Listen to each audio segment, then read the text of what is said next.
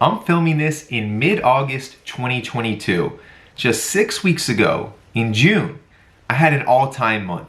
$10,000 profit, plus all my cashback credit cards and Rakuten money, probably closer to $12,000, $13,000 when it's all said and done.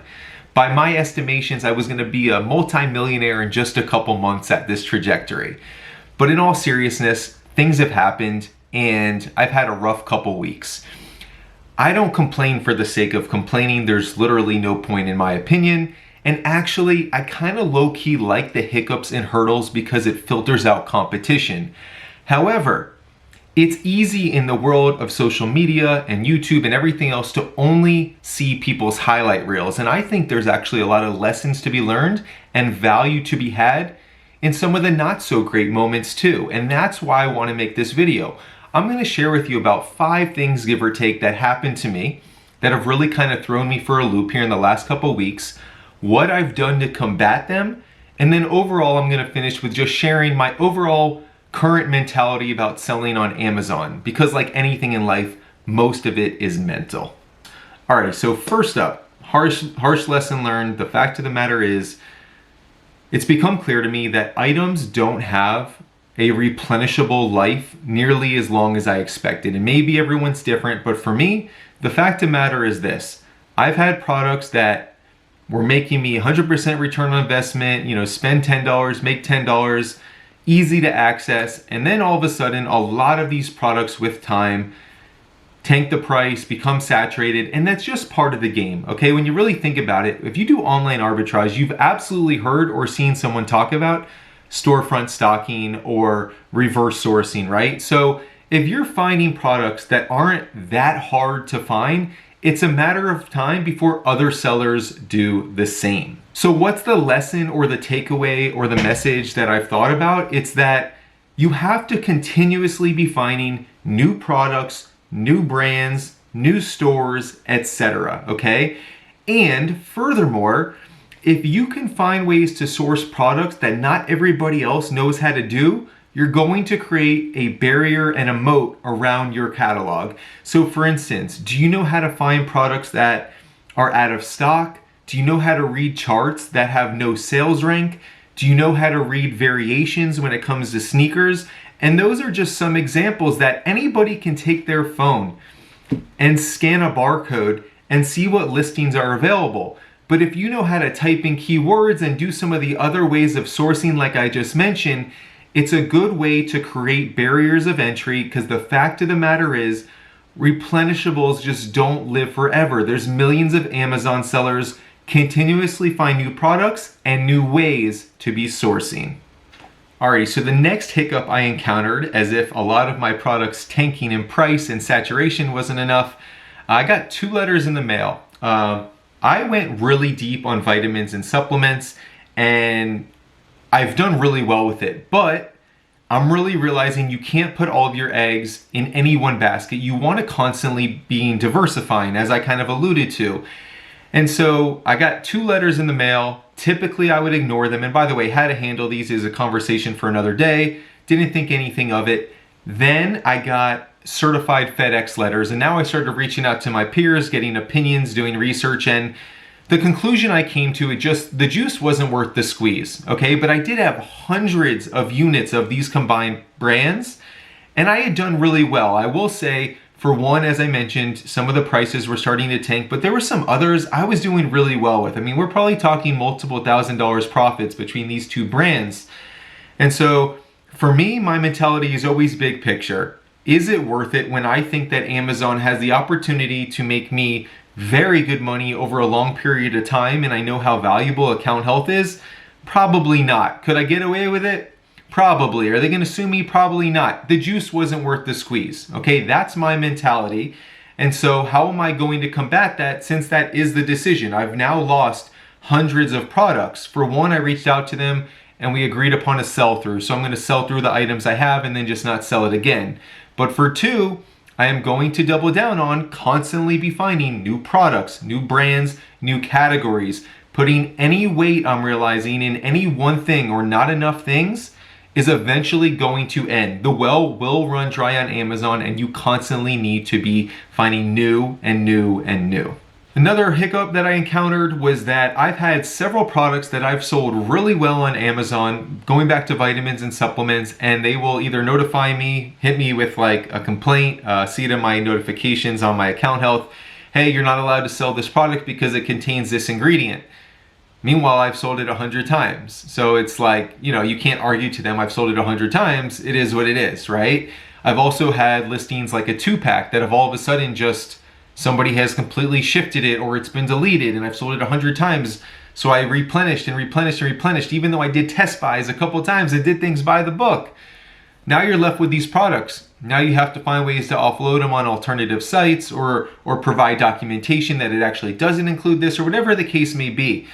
It's part of Amazon. It's not the end of the world. If you find good products at a good price that are good sellers, whether it be Amazon, selling them elsewhere, whatever, you can always pretty much get your money back is the way I look at it. I don't like returning items myself, but just another blow. And it comes and it happens and it's not the end of the world, but just know it will be a matter of time before one of your good listings gets closed, or you will be selling something regularly and maybe you invest heavily in a couple hundred units and then they say, oh wait, contains that product or whatever the case may be. Part of Amazon, I'm not losing sleep over it.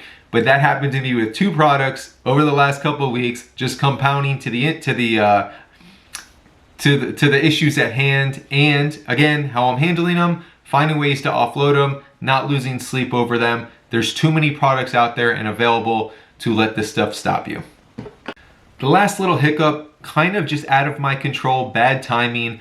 My Repricer, the whole company-wide, had a major technological issue, I guess you could say a glitch, for about a week. So I want to share that with you to say when you sell on Amazon, you are going to be dependent on third-party sellers for repricers, getting your inventory, lost inventory and stuff reconciled, maybe use a prep center. It's just kind of part of the game when you scale. Now this was completely out of my control, so there's not a whole lot I can do, but I guess what I just want to share is these things happen and I control what I can control. I've been thinking I've been spending too much on a repricer, so now that there's a lot more options available, I am going to look to probably switch. I use SellerSnap, it's $500 a month. I know there's a lot of good options that I've been recommended to now. And also, I want to share with you how valuable repricers are. I was averaging for like 3 months, $1,500 a day in sales. And during that week of glitch, it dropped all the way to like $500 on average and then picked back up again. So repricers are powerful. And you control what you can control. I don't know what else I can say or do about that.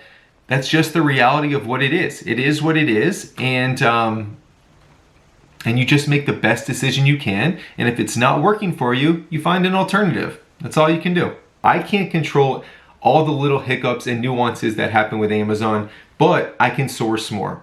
I can spend more time finding new products and new brands and new categories. One thing I know for certain, there is an infinite amount of products available to make profit online with Amazon at this point in time.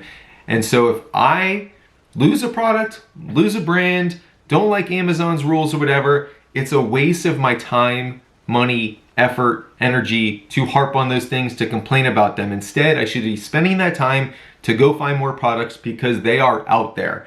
And I'm kind of glad that all of these things happened at once, that the brands in the vitamin and supplement category sent me letters, that a bunch of these listings started to tank the price and got saturated, that Amazon said, hey, we can't sell these products anymore because they contain X, Y, and Z. It has forced me to find new brands and new categories that I may not have had the urgency to do, but because I'm not just going to allow my sales to continue to trickle, I am going to continue to find these new brands and categories. And although it might take me a little bit of time to build up the snowball again, I will be back at 10 grand profit in no time.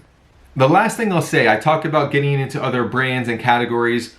One thing that I can always control that will always relate to my profit goals is how much I spend. And the reason for that is when you do this long enough, you have a pretty good idea of what your consistent profit margin is.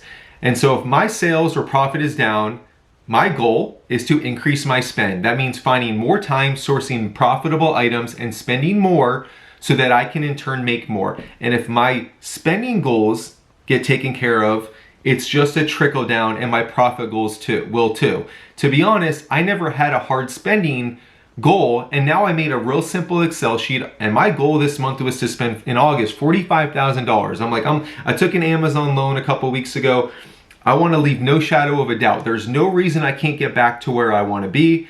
And so the number one thing I can control is how much I source and spend, and I know my profit will follow. It just as a natural trickle down effect.